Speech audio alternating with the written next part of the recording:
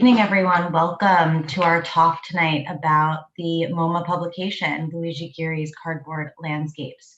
I'm Samantha Krupnick, and I manage events for MoMA Design Store. We're so happy to have you all here. Before we get started, I wanted to let you know a few things. We encourage you to use the chat tonight during the talk to ask questions or share observations. Can everyone find the chat and tell us where you're joining from?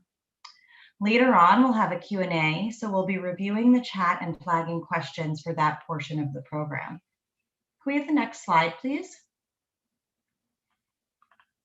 Thank you.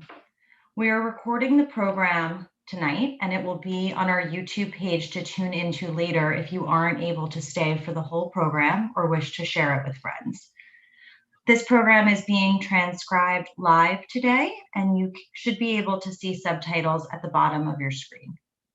Without further ado, I'd like to introduce Sarah Meister, Curator of Photography at MoMA, to talk about the work of Ghirri and the new MoMA publication, Cardboard Landscapes.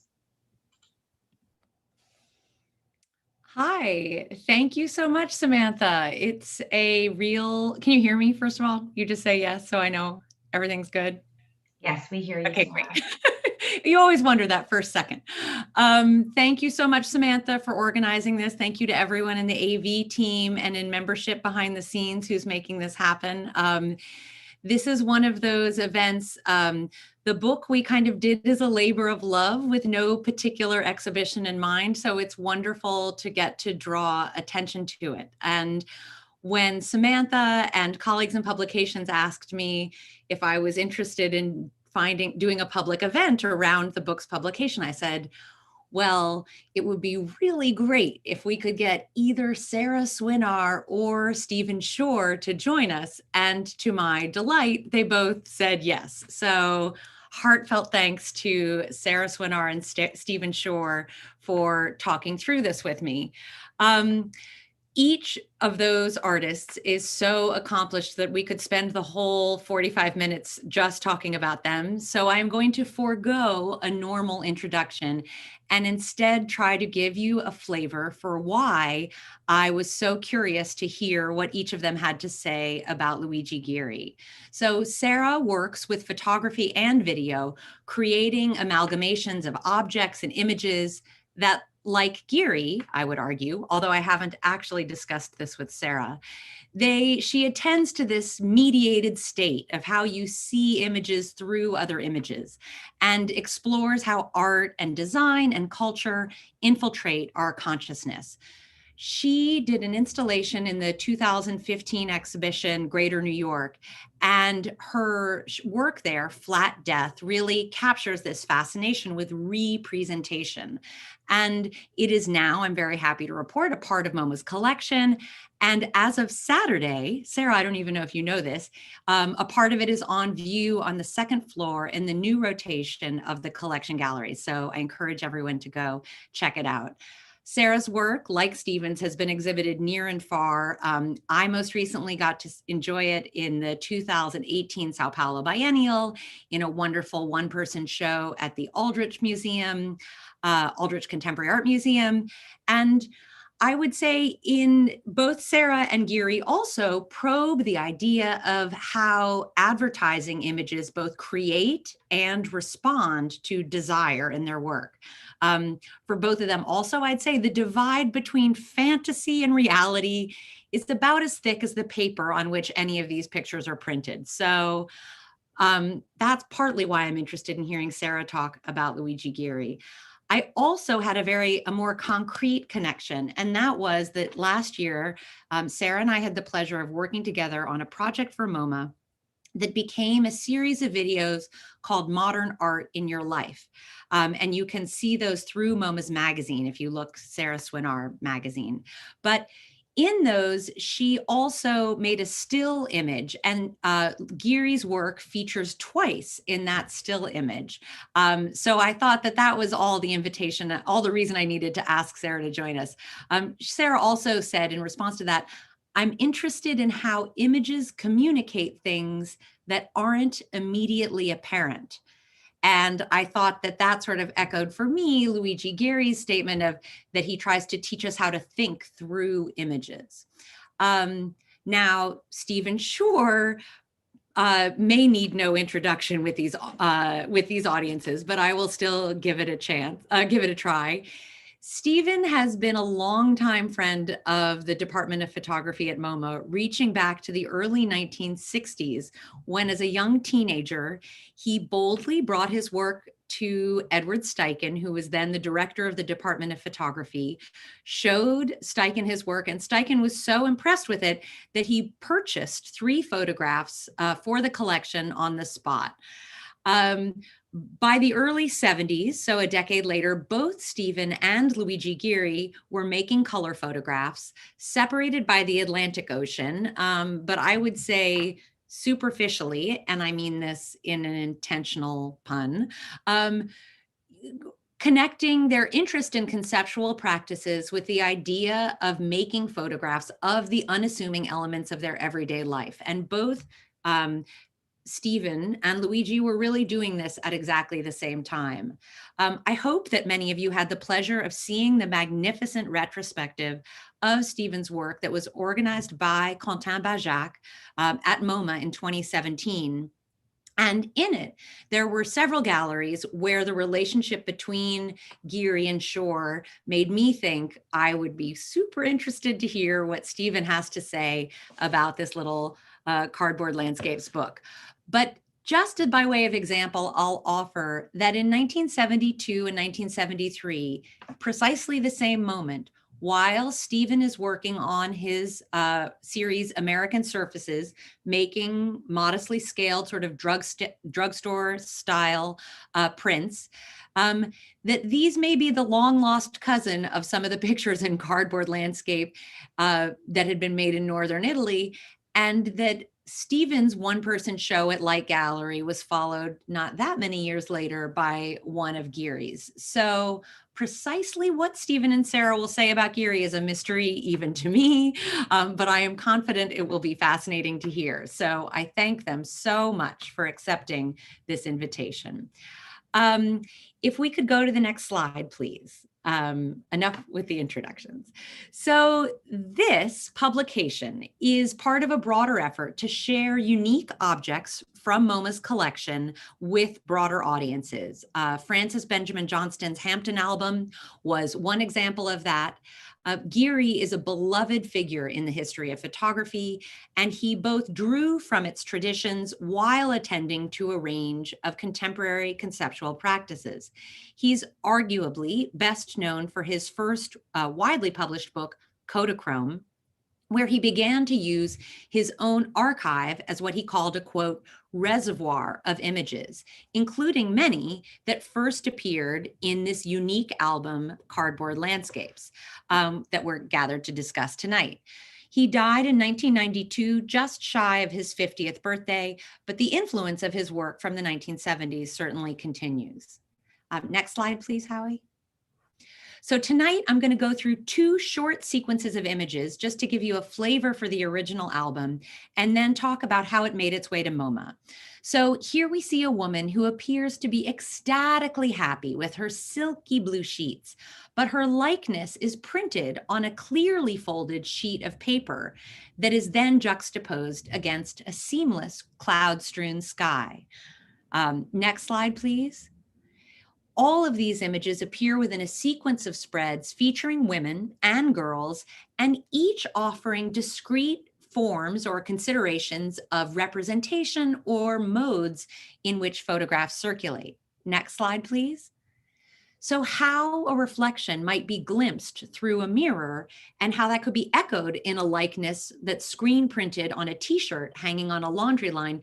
These are the kinds of questions that this wonderful album poses. And as Ghirri said, quote, "My duty is to see with clarity, to see the hieroglyphs I have encountered and make them recognizable." Next slide, please. So flipping forward about 20 pages in the book, we find ourselves at the heart of it. These are the so-called cardboard landscapes about which the critic Massimo Mussini wrote in 1974. And this was in the original publication from this series that was like almost a pamphlet with a stapled spine. He wrote, Mussini wrote, quote, "The individual subsumed by mass culture does not find it aberrant to replace nature or the real with advertising images made of cardboard." And it's that quote that then became the source of the title for this album. Next slide, please. So before inviting Sarah and Stephen to join me, I'm going to read a few more quotes by Ghirri because I think it's nice to bring his voice into the conversation tonight. So for instance, when talking about why he photographed in color, he said, because the real world is not in black and white. Next slide, please. He also explained, I look for photomontage in reality. Reality has become a colossal photomontage. Different objects overlap in complex relationships, recalling the technique and practice of classical photomontage, repurposing the typical mechanism of upending expectations. And next slide. And finally, he believed that the phrase, forgive my Italian, como pensare per immagini, how to think through images, quote, holds the essence of all of his work. So tonight, I think with Sarah and Stephen's help, we are going to think through some images. But first, a brief moment to talk about how this album got to MoMA. Next slide, please, Howie. So we had a little problem when we decided to publish this book, if I'm being honest, and it was that we couldn't figure out for the life of us how the photographs got to the museum. We scoured the correspondence files, we scoured the files with the registrar, the family in the archives had nothing. And one morning I was sitting in bed looking at this log from the study collection accessions. And as I was reading through it, I was looking and I was seeing Franco Fontana, Luigi Ghirri, Sonia Bellotti, Luigi Ghirri, Mario Cresti. And first I thought, what kind of a cataloger doesn't put the two works by Ghirri next to one another? And then as I'm continuing to read through it, I'm noticing a lot of Italian names, which is not the most common thing for us to be acquiring. So with that clue, I started thinking, well, who else that was from Italy could have been in touch with anyone in the Department of Photography? And next slide, please. Sure enough, in the correspondence file under Q for Quintavalle, we found this customs memo that explains that Arturo Quintavalle, who was a professor at the University of Parma and very important in the photography scene there, had used this customs memo to as an explanation of the work by 5 Italian photographers that he was bringing to the United States and that he left with John Cherkovsky in the Department of Photography. So these were in the study collection, technically, until 2013 or 14, when Quentin Bajac realized their misplacement and promoted them to the museum collection. Next slide, please. So we worked very carefully with Mark Saper in the Department of Publications to recreate all of the essential elements of the original album. So we are now so pleased to be able to share this with our audiences. All of the pictures are the same size. The cover has the same beautiful Florentine paper with the linen spine. It's the same size. So you really will get a feel for what it's like to look through the album, other than the fact that the pictures are printed, not physically tipped in. And as Adele Ghirri pointed out to me recently, the word felicità, or happiness, is seen on a scrap in the last picture of the album. And to me, happiness indeed. So we're, thank you again. Can we bring up Stephen and, well, actually, not both at once. Let's start with Sarah. And Sarah, if you wouldn't mind talking us through a few slides of these, any ones you want, really, we prepared a few, but you can do what you want. And what do you see in them? So thank you for joining us. Thank you for having me. And for that great introduction. Okay, so I'm going to talk about a few slides, but primarily this first one, if we can go to the man picture. So here we are in the idealized male imagery section of the book. Sarah showed a couple pictures. There's a kind of idealized female model section at the beginning, and now we're in the man section. And I particularly want to talk about the picture on my right, which is this man in his underwear kind of glowing in the street. And it makes me think of something that I'm working through a lot all the time in my own work, which is sort of the way that pictures kind of go out into the world as one thing and then become something else over time, maybe very quickly, like this one might have. It sort of changes in meaning and in value, and sometimes over longer periods of time. So I think a lot about the way that pictures kind of morph, and some endure and some disappear, and they might lose their initial commercial or news value and gain in historical value, or in a case like this, in sort of kitsch value instead. Um, and I think Ghirri was a very insightful kind of early documenter of the way that this happens to advertising images in particular. And I think that that happens a lot with this type of imagery, because the ones that are made with the most design and with the most sort of optimism are often the ones that come to look the most absurd. And that's the question that I can't really answer, and that has been a sort of generative question for me in my own work for a long, long time. And I think Ghirri's kind of trying to work through how and why that happens, and collecting in this book a lot of examples of the sort of change in value and meaning.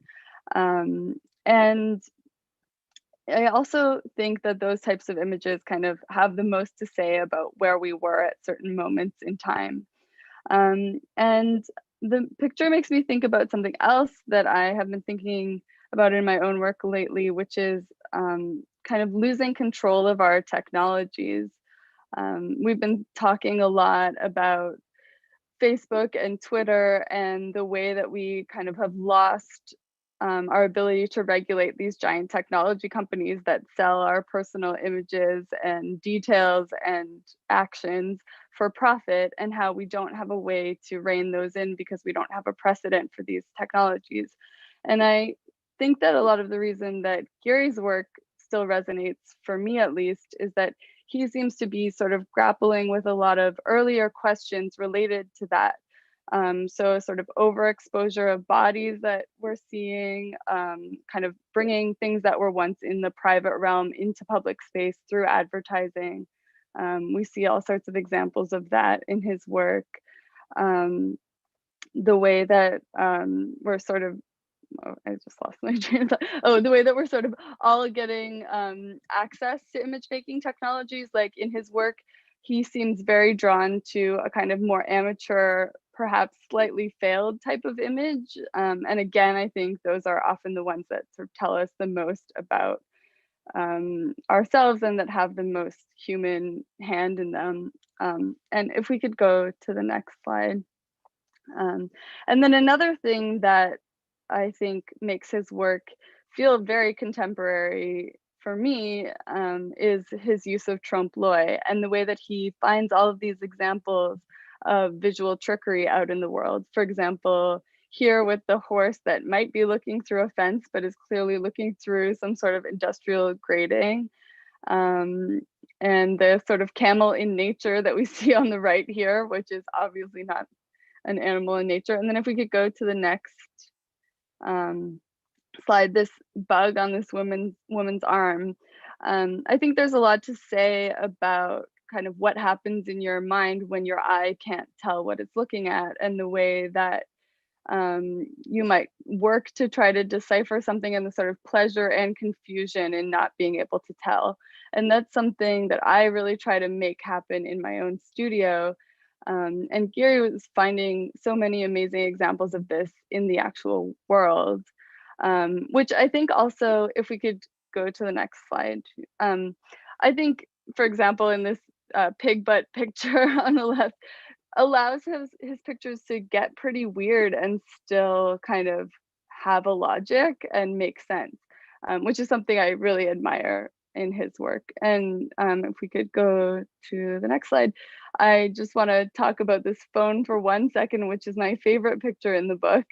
And I don't really know what to say about it. Maybe I like it too much to be able to speak about it well, but I think he is just showing us these kind of moments of things that were made with optimism and with someone's sort of heavy hand of design that have become so strange and sort of different when they have started to interact with the world. And I love this picture too, because you can imagine someone walking in and sitting down at any moment, but his work is so much focused on the images themselves and the sort of small details of the way that the thing that was made sort of degrades and changes over time. And then if we could go to the last slide, another example that I really love of this sort of thing is this natural landscape in the bathroom, which is something we've all seen before. But I love this also kind of these sort of tropes of photography that he captures, like the smiling model, the natural landscape, and the way that they sort of start to break down and become something else in his work. And yeah, I think that's all I'll say about it for now. That's awesome, Sarah. Thank you so much. I didn't know what you'd say, but I was dreaming. Anyway, thank you. I new eyes to see this work. Yeah. And Stephen, maybe we'll ask you if you wouldn't mind sharing a few of your thoughts about the album. Certainly. Hi, Sarah, both Sarahs. Thank you for inviting me, and thanks for the introduction. Before don't put the slide on yet. Let's hold the slide. Around 1970, a group of photographers working independently began exploring color photography in a new way. Color had been around for ages. There were autochromes in the early 20th century. When I was a kid starting with photography in the late 50s, there was color film. By the early 70s, the average snap shooter was using color exclusively. If you went to the drugstore with black and white film, they wouldn't know what to do with it. You'd have to go to a custom lab to have black and white snapshots processed. Television was in color. Movies were in color. In fact, well, let me say that though there was, however, this a taboo about color in art photography. It was the one holdout. And I had a show of color work in 72 that Sarah referenced called American Surfaces at Light Gallery. And one of the light represented some young photographers like me, but also some old masters like Andre Kertész and Paul Strand. And I had the opportunity to have lunch with Strand one day. And in the kindest, most grandfatherly way, he gave me some advice, which was that higher emotions couldn't be expressed in color, which I found very peculiar. In the same building as Light Gallery was a bookstore called Wittenborn, which published Kandinsky's book concerning the spiritual in art, which was all about the spiritual effects of color. So there was this taboo. Just to contextualize the taboo, around this time in the early 70s, Peter Bogdanovich made a film in black and white, and black and white was a statement. So this is the world in which color photography existed. I started seriously considering it at the same time, Bill Eggleston, Joel Meyerowitz, Bill Christenberry, Helen Levitt, and in Italy, Luigi Ghirri. It was like the time was right for photographers to look at color again. I became aware of his work in the 70s and wrote to him, but never got to meet him. The first time I went to Modena was in '93, fairly shortly after he passed. The work. I think one change I've seen in photography recently is the product of the use of a phone for picture making. And I see amateurs taking pictures that have a kind of self-awareness that I hadn't seen in amateur work before. Pictures of people holding their hand with a bottle in it, or looking down at the ground with their feet in it. It's an acknowledgement of themselves, and an acknowledgement in a way that what they're making is not a frame around the world, but is a photograph of the world. And I think it comes from using a phone, where you're not looking through the camera. The camera becomes a kind of extension of the eye. With a phone, you're looking at an image, and it unconsciously reminds you that you're not looking at the world, but you're looking at an image of the world. So let's get to the first slide. This is a book, the first three pictures in a book by Walker Evans, American Photographs. Sarah Meister, I assume this was the first photographic monograph MoMA published. Is that correct? Yes, correct. And this is a work that any advanced photographer would be very familiar with. And the beginning is kind of narrative. And it begins with a picture of a photo booth, a photo studio, with these two hands pointing toward a black doorway for you to enter. And then you turn the page, and here's this studio, the photograph called Studio. And it's clearly photographs of, it's a photograph of photographs of people. And it's a shock in a way. The first picture is a typical photograph you might see, where you may even forget you're looking at a photograph. Even though it's in black and white, it's like, here's the subject of it is this building. But now we look at this second picture, and it's this shock. It's it's what I would call a metacognitive shock that reminds us that we're not looking at people, we're looking at pictures of people. It's connected in a way to what I was saying about looking at an image on an iPhone.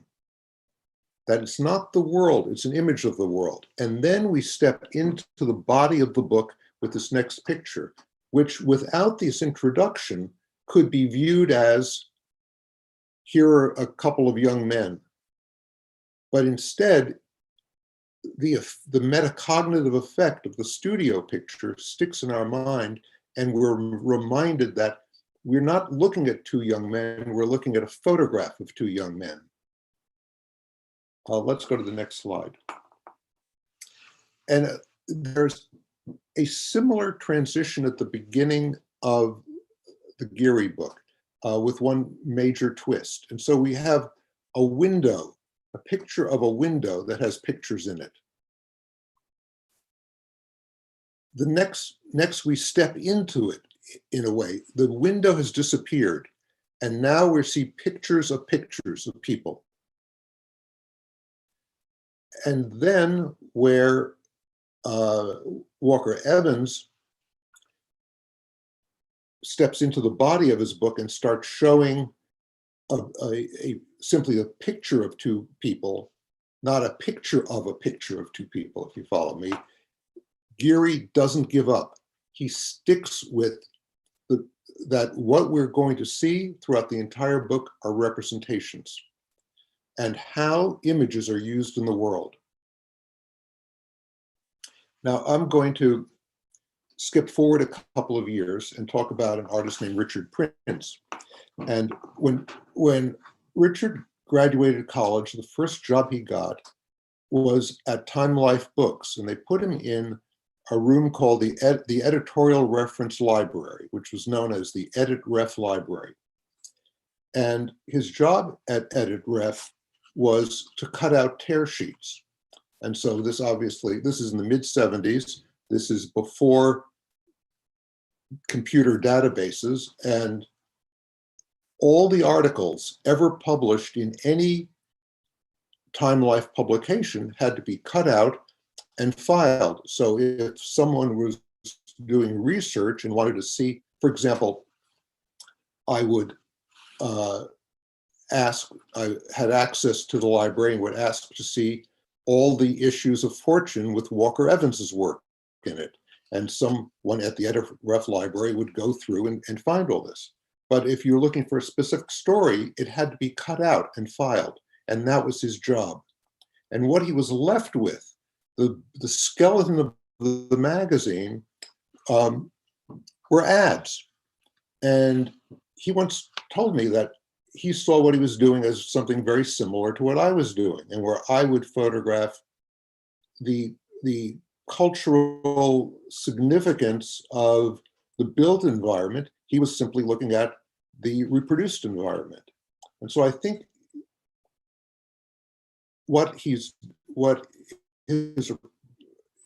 reason I'm mentioning him is that he highlights how Ghirri's understanding of the reproduced environment began to filter through culture.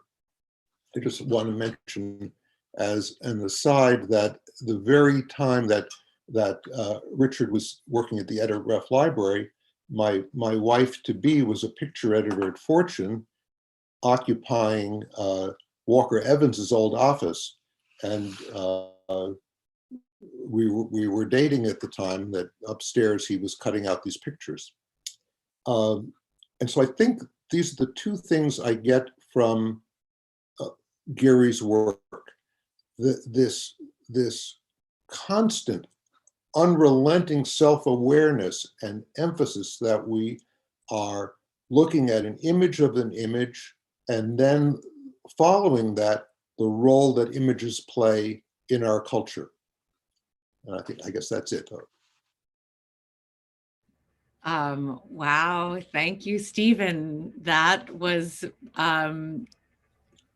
just all that I had dreamed of. Sorry, starting my video.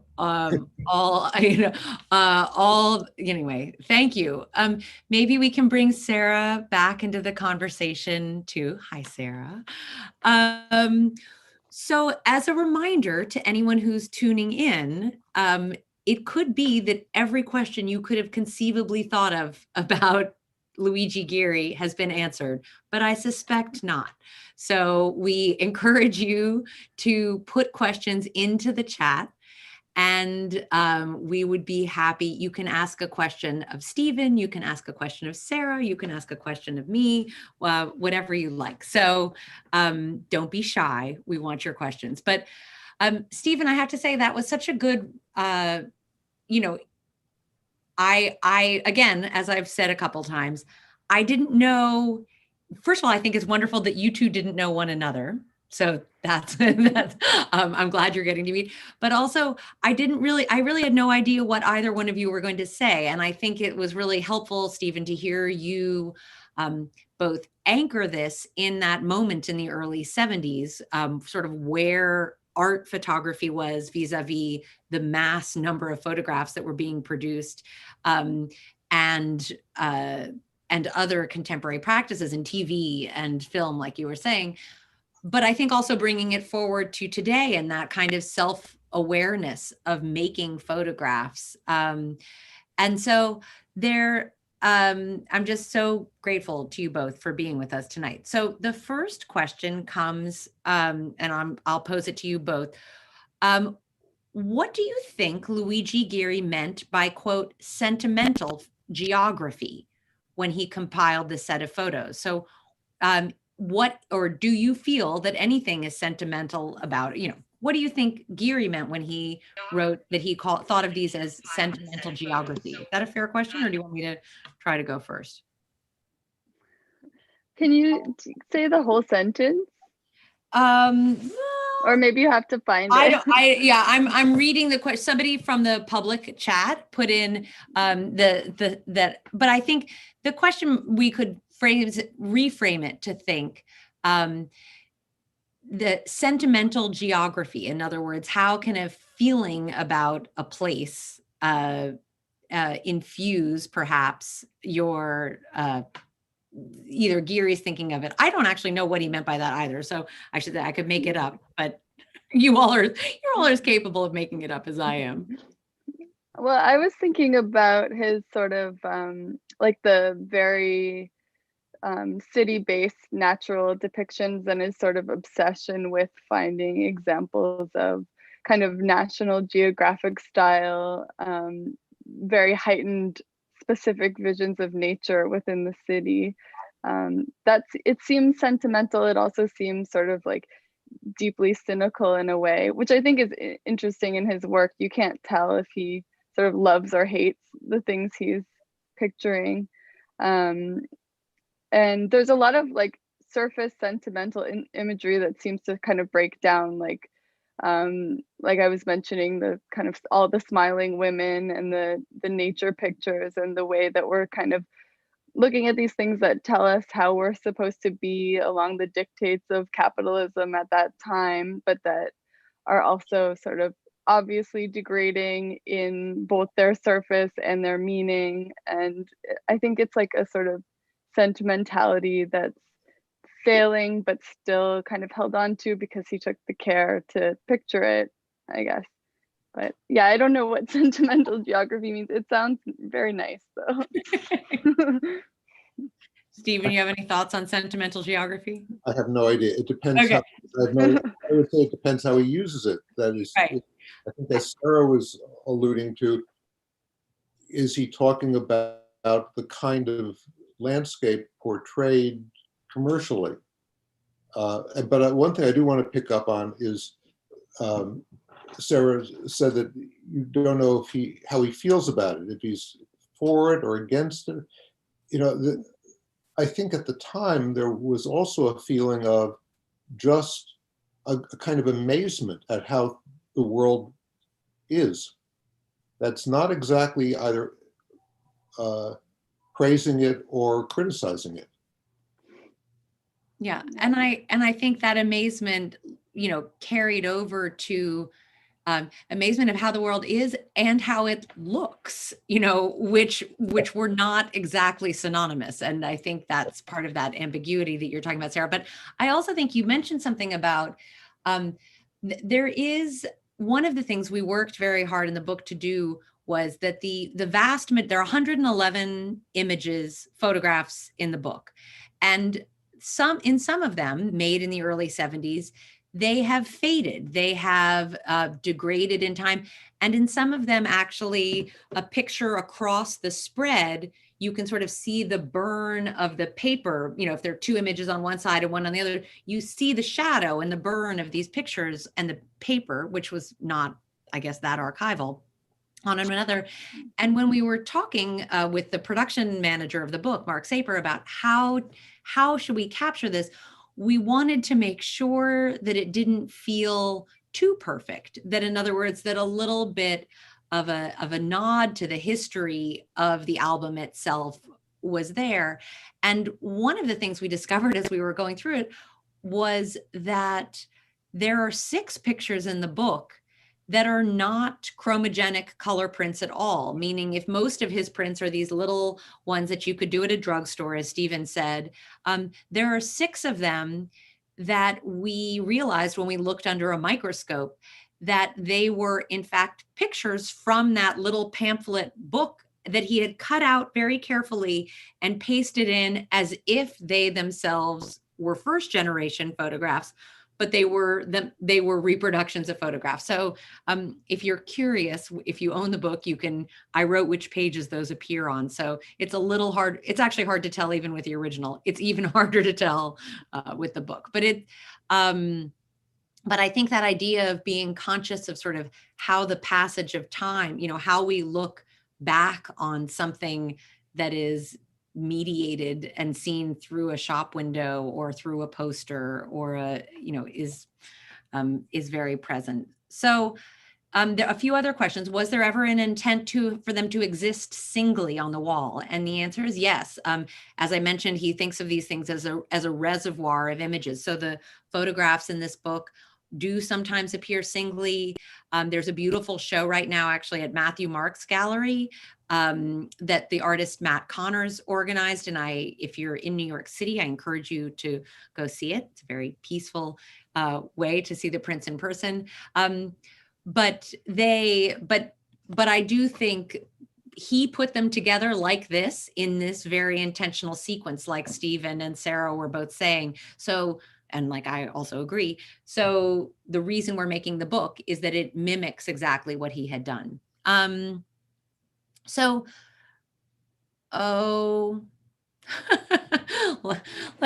trying to think of a question that's actually sort of a generative one for all of us. It would be a good one. Do either one of you have, we don't have much more time. I think the other questions are a little more specific than I might want to dig into in the closing minutes. Do you want me to ask one more question? What do you feel like? Okay, I'm going to ask one more question.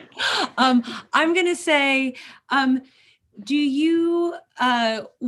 Stephen, can you tell me about the first time, did you see the show at Light Gallery? Like, when do you remember actually being aware of what Luigi Ghirri was doing? Do you remember when you learned of it? The Light Gallery show, I think, was in 1980, if that's a help. Yes, that was around the time. I know it was in the 80s. As soon as I saw it, I felt it wasn't simply that he was using color at that early time, but it was clear his conscious intentionality in his work. And that's what impressed me. And that's what led me to write to him at the time. A kindred spirit. I mean, it seemed that way to me. All right. So then my final question for Sarah might be, when you were working on that project for MoMA last year, maybe you'll either talk a little bit about what made you use those two. I mean, I know they were both red and the work brought together a lot of red work, but maybe you can even talk about that. Yeah, well, I was, I guess, spending a lot of time on the MoMA website and kind of accumulating things based on just one parameter, which was red artworks. And as we saw in the Ghirri phone, those are some very specific and I think time specific also reds in Ghirri's work. I wanted to kind of think about how reds can contain history and meaning beyond just a sort of immediate read of a color. So how certain reds can take us back to certain times. As we talked about a bit, the kind of fading of the original photographs and the technologies that were available at the time make for specific reds in his work that I love. And yeah, I was trying to sort of get a feel for the way that color had been reproduced across MoMA's kind of rephotographing of its own works, and then the way that they went out into the world through the website, and then the way that they came into my studio and were rephotographed. So I felt I couldn't do that without at least two of his amazing red pictures. Well, that's great. I am so, actually there are two more questions that I'm going to ask, but these are quicker. So someone asked Stephen what you think of Saul Leiter, where you place his work in the the history of early color. I mean, not early 20th century, but before the moment that you're describing in the early 70s. Any thoughts about Saul Leiter? Yeah. No, We could add Ernst Haas to that too, I would say, if we're Okay. The honest answer is Saul Leiter just didn't play a big role in in the world that I encountered at the time, as opposed to the other names I gave. Ernst Haas was, I'll tell you an Ernst Haas story. okay. In '74, Cornel Kappa, who at the time was the head of ICP, wanted to stage a kind of, I think his intention was to stage a color food fight of some kind at his building. And this is when it was up on 94th Street, or? Yeah, it was on 94th Street. And it was me and Eggleston and Ernst Haas and Jay Maisel. And he expected us to fight, and because our visions of photography were so different. And what I remember was three things. One was how totally gentlemanly Ernst Haas was, and how understanding was of what Bill and I were doing, although his work was so different. Yeah. The second thing I remember was that Jay Maisel put on a carousel of slides and set it for 3 seconds. And I had asked him, why so fast? And he said, boy, it's about impact. He was only interested in the first 3 seconds. The third thing I remember is that I've been to a number of talks that Eggleston gave, and he would never say anything. And this started the same way. This is the first time I heard him speak. And he just wouldn't show the slides, didn't really want to say anything. He was showing original slides. This was before, this is a couple of years before the show at the Modern.